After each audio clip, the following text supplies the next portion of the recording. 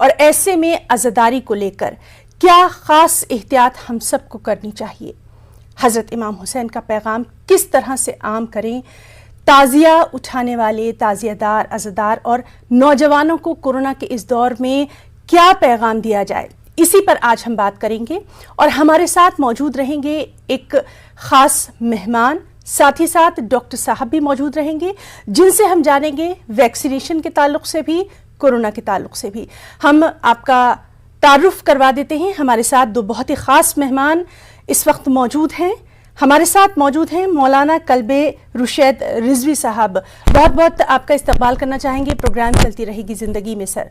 साथ ही साथ हमारे साथ मौजूद हैं डॉक्टर मोहसिन वली, जो कि सीनियर कंसल्टेंट हैं मेडिसिन सर गंगाराम अस्पताल से। आप दोनों ख़ास मेहमानों का बहुत इस्तकबाल करना चाहेंगे।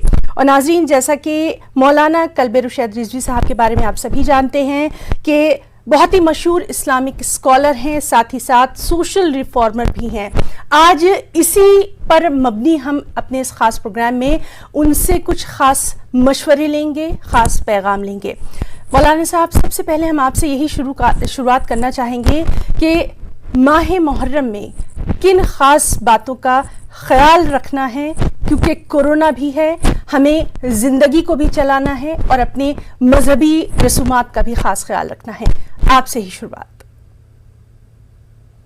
हिना, बहुत शुक्रिया और ईटीवी उर्दू का बहुत शुक्रिया। आपके माजरत चाहता हूँ आपके इस प्रोग्राम का और चैनल का बहुत शुक्रिया कि आप जो है इस तरह से बेदारी फैलाने का जो मिशन आपने उठाया है, अगर इससे एक जिंदगी भी बचती है तो आप समझिए कायनात को बचाने के बराबर है। मैंने एक जुमला कहा था बिलखुसूस सारे मुसलमानों से और तमाम विलायत के परस्तारों से, और साफ सुथरी ज़बान में कहा था कि अज़ादारी के बिना हमारी कोई ज़िंदगी नहीं है, मगर अज़ादारी से हम कोई ज़िंदगी छीन लें, ये हुसैन का और करबला का दर्स नहीं है। इसी दो नज़रिए को लेके और एक नज़रिए की बुनियाद रखी जाएगी, और वो नज़रिया है हिफाजत से रहें और हिफाजत करें। मुझे लगता है इन जुमलों में मैं वो कह पाया हूँ जो मैं कहना चाहता हूँ। जी बिल्कुल। मौलाना साहब, आपसे हमारी ये ख़ास बातचीत जारी रहेगी। हमारे साथ डॉक्टर मोहसिन वली साहब भी मौजूद हैं। डॉक्टर साहब, आपसे भी हम जानना चाहेंगे, ख़ास तौर पर जिस तरह से न्यूज़ 18 उर्दू की ये ख़ास मुहिम है कि वैक्सीनेशन जो है बेहद ज़रूरी है और मजहबी रसूमात भी ज़रूरी हैं, उनको भी अदा करना है, वैक्सीन का भी ख़ास ख्याल रखना है। सबसे पहले आप का इस पर रद्द-ए-अमल जानना चाहेंगे। जी बिल्कुल। मजहबी रसूमात की जब हम बात करते हैं तो ये माह मुबारक है, ये बहुत ही अच्छा महीना है मुहर्रम हराम का, और इसमें हम आगाज़ करते हैं नए साल की, और इसमें हम याद करते हैं हज़रत हुसैन को। और उस याद करने में हमें बहुत ही डिसिप्लिन का और बहुत ही वज़ादारी का और बहुत ही जिसको हम कहते हैं सोबर होने का, बुर्दबार होने का, और बहुत ही जैसे अभी इमाम साहब ने फरमाया कि हिफाजत करें। मुसलमान जो है वो मुहाफिज है, और इस वक्त बहुत बड़ी इंसानियत के सामने एक चुनौती से जूझ रहा है पूरा आलम जो है इस वक्त। जो है ये संदेश जो मौलाना ने 2 लाइन में दिया है, इसकी बहुत बड़ी अहमियत है। समझने वाले अगर समझ जाएं 2 लाइनों में मौलाना ने जो फरमाया है, वो सबसे पहली बात यही है कि हम खुद अपनी हिफाजत करें और हमारे जरिए से किसी को नुकसान न पहुंचे। यही इस्लाम की परिभाषा है और यही डेफिनेशन है। और ये कोरोना के संदर्भ में, कोरोना के रेफरेंस में ये बहुत ज्यादा अप्लाई होती है, और उसमें सबसे चीज जो बड़ी अप्लाई होती है, जो मैं निकाल के लाता हूँ हर चीज में से एक चीज मैंने जो इसमें से निकाला है, वो है डिसिप्लिन, जिसको हम अनुशासन कहते हैं, डिसिप्लिन कहते हैं, और हम उसको इस्लाम का बहुत अहम रुकून मानते हैं। और इस डिसिप्लिन में हमको जो बताया जा रहा है हुकूमत की तरफ से और साइंसदानों की तरफ से, डॉक्टरों की तरफ से, और आप जैसे अच्छे चैनल्स की तरफ से जो इसके लिए हमेशा त्योहारों के आसपास प्रोग्राम करते हैं और बताते हैं, उम्मत को बेदार करते हैं, वो ये है कि हमको किसी को तकलीफ नहीं पहुंचानी है और कोरोना से बच के रहना है। कोरोना से बचने के लिए वही है डिसिप्लिन, जिसमें मास्क लगाना है। टीके की आपने बात की है, टीका इस वक्त बहुत अहम चीज हो चुका है। इस वक्त बहुत कम लोगों को टीके की 2 डोज मिली है और इसमें हमको आगे बढ़ना है। और खास तौर से मैं अपने लोगों से ये कहना चाहूंगा कि आप आगे आइए और मिसाल कायम कीजिए कि हम देखिए टीका लगवाने में सबसे आगे हैं। और इस बात की हम लोगों की भी बहुत बड़ी जिम्मेदारी होती है कि अपने लोगों को मोटिवेट करें टीके के लिए, और हम टीके के साथ साथ कोरोना एप्रोप्रिएट बिहेवियर जो है, कोविड एप्रोप्रिएट बिहेवियर जिसको कहा जा रहा है, उसको हम पाबंदी के साथ अपने ऊपर लागू करें। और इसमें जितनी भी ऐसी चीजें होती हैं उसमें एक लफ्ज इस्तेमाल होता है भीड़, और भीड़ की जो डेफिनेशन है वो हर एक के लिए मुख्तलिफ होती है जी। इसके लिए मैं चाहूंगा मौलाना इस पे कुछ बयान फरमाएंगे। बिल्कुल, बिल्कुल, तो लोगों की समझ में आएगा कि हम कौन सी भीड़ को अवॉइड करने के लिए कहते हैं। जी बिल्कुल, उनसे भी हमारी बातचीत जारी है। मौलाना साहब, हम आपसे जानना चाहेंगे, जिस तरह से लगातार हम खास तौर पर अपनी ये मुहिम चला रहे हैं कि जिंदगी का यकीन वैक्सीन बहुत ज़रूरी है। कोरोना को हराने के लिए ये अहम हथियार के तौर पर भी हम देख रहे हैं, और आप इस बात से भी मुत्तफिक होंगे कि कुछ खास हमारे जो मजहबी प्लेटफॉर्म्स होते हैं वहां से अगर इस तरह का मैसेज जाए तो वो शायद कहीं ज्यादा पुरअसर होता है, ज्यादा असर रखता है। इस मामले में क्या कुछ आप हमारे चैनल के जरिए पैगाम देना चाहेंगे, खास तौर पर माह मुहर्रम को देखते हुए? जी बिल्कुल है ना। आप देखिए ना, इसका विश्लेषण कर लेते हैं बहुत कम अल्फाज में। एक जुमला सुना होगा आपने उर्दू में, डूबते को तिनके का सहारा। सबसे पहले तो मैं शुक्रिया अदा कर दूं डॉक्टर साहब का। मोहसिन वली भाई हमारे दिल्ली नहीं बल्कि हिंदुस्तान की शान है। हमारी कौम से एक ऐसा नुमाइंदा जो सदर ममलिकत का इलाज करता हो, हमारे लिए नाज की बात है और हमारे लिए फख्र की बात है। और इस वक्त भी बहुत बड़े इदारे को देख रहे हैं। बहुत शुक्रिया, उन्होंने अपने जुमलों में मुझे याद रखा। मैं आपको बस शॉर्ट में ये बताऊं कि डूबते को तिनके का सहारा आपने सुना होगा। डूबते को कश्ती का सहारा कोई मिसाल नहीं देखी है। तो मुमकिन है कि कोई पढ़ा लिखा आदमी, कोई बहुत जानकार आदमी, क्योंकि ज्यादा पढ़ लिख जाना भी एक मुसीबत होती है, आप अगर वो एडजस्ट नहीं हुआ है कहीं पे और वो कहीं इस्तेमाल नहीं कर रहा है अपने इल्म को, तो हो सकता है कोई किसी टीके की वैलिडिटी पर, कि टीके के असर अंदाज होने पर सवाल खड़ा करे कि कोई 70% बेनिफिट दे रहा है, कोई 90% बेनिफिट दे रहा है, कोई 95% बेनिफिट दे रहा है। मगर याद रखिए, अगर ये 70 आपके पास नहीं है तो आप 100% खतरे में हैं। सोना तो सोना होता है, चाहे 14 कैरेट का हो और चाहे 24 कैरेट का हो। सोने को जब 14 कैरेट का बताया जाता है या 15 कैरेट का बताया जाता है तो उसकी मिक्सिंग का तस्करा नहीं होता कि उसमें क्या है, और यही बोला जाता है कि क्या है जिसे सोना कहा जाता है। तो मुझे लगता है कि वैक्सीन जो है वो उसके एक्टिव होने के परसेंटेज पे जरूर फर्क हो सकता है, मगर आपकी हिफाजत के परसेंटेज पे कोई फर्क नहीं है।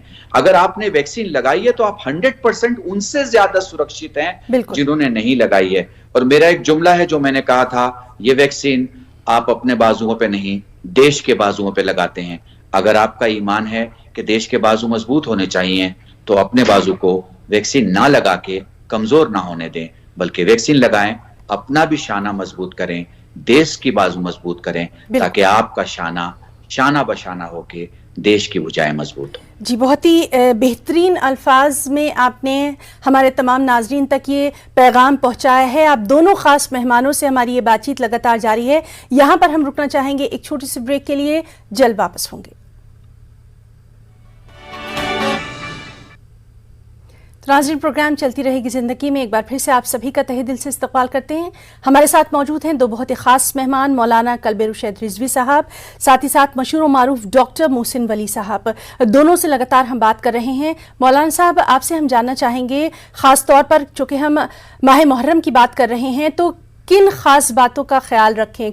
हमें कोविड प्रोटोकॉल का ख्याल रखना ही है, अपनी जो हमारी ज़ियारतें हैं, नज़र न्याज है, इन तमाम चीज़ों में एहतियात का दामन हमें बहरहाल किसी भी तरह छोड़ना नहीं है। देखिए है ना, बहुत आसान है। मैं समझता हूं कि बल्कि एक मौका है। वो जवान जो अपने मोबाइल का इस्तेमाल सिर्फ गाने सुनने के लिए फिल्में देखने के लिए या चैटिंग के लिए करता है, वो जवान जो अपने मोबाइल का इस्तेमाल सिर्फ अपने दोस्तों से बात करने के लिए करता है, वो जवान जो अपने मोबाइल का इस्तेमाल सिर्फ दुनियादारी के लिए करता है, उसके पास एक मौका है कि वो इमाम हुसैन को कहां कहां पुरसा पेश किया जा रहा है, कहां कहां ऑनलाइन मजलिसें हो रही हैं, कहां कहां लोग नौहा सुन रहे हैं, उन सब में शरीक होके वो इबादत का हिस्सा बन सकता है। और वो इंस्ट्रूमेंट जो उसकी दुनियादारी का हिस्सा था, उसको वो आखिरत की और रसूल खुदा की खुशनुदी के लिए इस्तेमाल कर सकता है। पहली चीज। दूसरी चीज ये है कि आपको फासला बनाए रखना है, और ये फासला मेरे ख्याल से अगर मैं आपको बहुत नजदीक की मिसाल दूं तो हमारे ताजिया के 4 कंधे होते हैं, और 4 कंधों में एक बड़ी ताजिया में जो एक 4 कंधों में फासला होता है, उतना फासला अगर बना के रखा गया तो ना हम हिफाजत के दायरे से बाहर जाएंगे और ना दूसरा खतरे के दायरे में आएगा। और मजलिस इमाम हुसैन अज़ादारी सैयदुश शुहदा तमाम मुसलमानों को ये दर्स देती है कि जियो और जीने दो। तमाम मुसलमानों को ये दर्स देती है कि जुल्म का साथ ना दो। तमाम मुसलमानों को ये दर्स देती है कि अदल के साथ रहो और अदल पेश करो। तमाम मुसलमानों को ये दर्स देती है दूसरे का ख्याल रखो। तो अगर ये दूसरे के ख्याल रखने के जज्बात मुहर्रम में आपके मजबूत हो जाएंगे तो यकीनी तौर पर हम खुद भी महफूज रहेंगे और दूसरा भी महफूज रहेगा। और जो मेरा पैगाम है वो बहुत सिंपल है। इमाम हुसैन की प्यास को, इमाम हुसैन के दर्द को, इमाम हुसैन के कर्ब को, इमाम हुसैन के मसाइब को, इमाम हुसैन के फजाइल को और उनके नाना, उनके बाबा, उनकी माँ जनाब फातिमा ज़हरा सलामुल्लाह अलैहा की अज़मत को पूरी दुनिया तक ऑनलाइन ऑफलाइन पहुंचाएं, मगर फासला रखें, एहतियात करें, खुद भी हिफाजत से रहें और दूसरे को भी हिफाजत से रहने दें। जी बिल्कुल, आपने ठीक कहा कि खुद भी अपनी हिफाजत करना है और दूसरों की भी हिफाजत करना है, तभी हम इस समाज की, अपने मुल्क की हिफाजत कर पाएंगे। डॉक्टर मोहसिन वली साहब, आपसे हम जानना चाहेंगे, और आपने भी देखा होगा कि अगर वैक्सीन ले लिया, ज्यादातर हम अपने आसपास भी देख रहे हैं, हमने वैक्सीन ले लिया, फर्स्ट डोज भी ले ली, सेकेंड डोज भी ले ली, बस तब हमें लगता है कि हमने कोई जंग जीत ली। हम कोरोना के प्रोटोकॉल्स भूल गए हैं। भाई मैंने तो वैक्सीन ले ली है, लेकिन यही हमारी जो बदएहतियाती है वो कहीं हमारे लिए बड़ा खतरा ना बन जाए। इस पर आप क्या कुछ कहना चाहेंगे? जी बिल्कुल। जब ये एक बहुत ही जहरीला कॉम्बिनेशन बन जाता है बदएहतियाती और जो नुमाया होती है त्योहार के मौजू से, तो उससे हम बहुत ज्यादा बदनाम हो जाते हैं। अभी पिछले दिनों हमने केरला में देखा, वो दाग अभी धुला नहीं है जी। लेकिन इसमें मैं ये कहूंगा कि हर मुसलमान की एक जिम्मेदारी है, बल्कि हर भारतीय नागरिक की एक जिम्मेदारी है कि इस वक्त जिन चीजों से हम गुजर रहे हैं उनमें डिसिप्लिन को अख्तियार करें। मैं बार बार ये डिसिप्लिन का जो वर्ड ला रहा हूँ इसलिए ला रहा हूँ कि इस्लाम की पहली तालीम है कि हम डिसिप्लिन रहें, कहना माने, मानने वाले बने। और जैसा अभी हजरत ने फरमाया कि इसमें डिसिप्लिन क्या है, हम प्यास को बर्दाश्त करने वाले जब बन रहे हैं, भूख को बर्दाश्त करने वाले बन रहे हैं, और जिस तरह से पूरे जो वहाँ की लड़ाई थी उसमें गर्मी भी थी, तो ये सब चीजें करबला की निस्बत से हम याद करते हैं तो हमारे अंदर अपने आप से ही एक डिसिप्लिन और संयम आने लगता है। और यही सबसे बड़ी चीज इसमें जरूरी है, जो बार बार लोगों को शिकायत हो रही है कि लोग बाहर घूम रहे हैं। कल मेरे बच्चे बाहर गए, लेकिन उन्होंने जो आके बताया, वो बाहर गए थे और उन्होंने कहा जो मॉल है उसमें जो खाने की जगहें हैं वहां पे बहुत करीब करीब लोग बैठे थे और किसी ने मास्क नहीं लगा रखा था। तो कौन बताएगा उन समझदार लोगों को कि आप मास्क लगाइए। और ये टीके की आप बात कर रहे हैं, जिंदगी वैक्सीन के साथ जोड़ रहे हैं, ये बहुत बड़ा एक मिशन है। इस मिशन से अभी हमें कम से कम 1 साल तक खबरदार रहना है और जुड़ के रहना है। और मैं तो ये कहूंगा कि इमाम हुसैन की जो तालीमात हैं उसमें भी इस बात की तरफ इशारा है। और बहुत बड़ी बात मेरी नजर में आई कि उनके सब्र और तहम्मुल और उनकी इंसाफ गोई और गलत के खिलाफ न झुकना और अपने सर को निछावर कर देना और यजीद के हाथ में हाथ न देना, जिसके लिए मोइनुद्दीन चिश्ती साहब ने ये कहा है, चंद लाइनें मैं आपको सुनाऊं। उसमें कोरोना की भी तालीम है कि शाह अस्त हुसैन, बादशाह अस्त हुसैन, दीन अस्त हुसैन, दीन पनाह हुसैन और सरदाद नादाद दस्त दर दस्त यजीद, और इसको महात्मा गांधी जी ने और नेल्सन मंडेला ने इस पॉलिसी को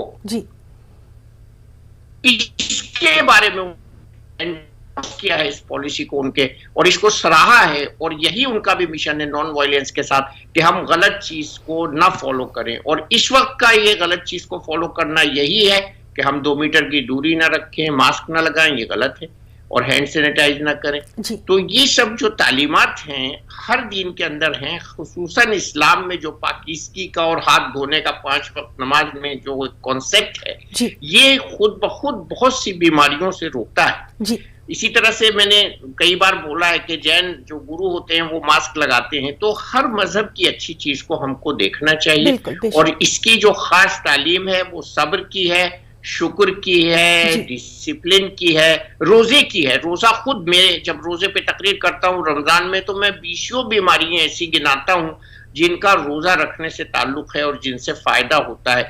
तो ये सब चीजें जो मुहर्रम हमको याद दिलाता है, ये पाक महीना और नए साल के आगाज में हमको याद दिलाता है, ये हमको पूरे साल फॉलो करने के लिए बिल्कुल आपने ठीक कहा कि हमें डिसिप्लिन को अपनी जिंदगी का महवर जो है वो बना लेना है, सिर्फ कोरोना के दौर में ही नहीं।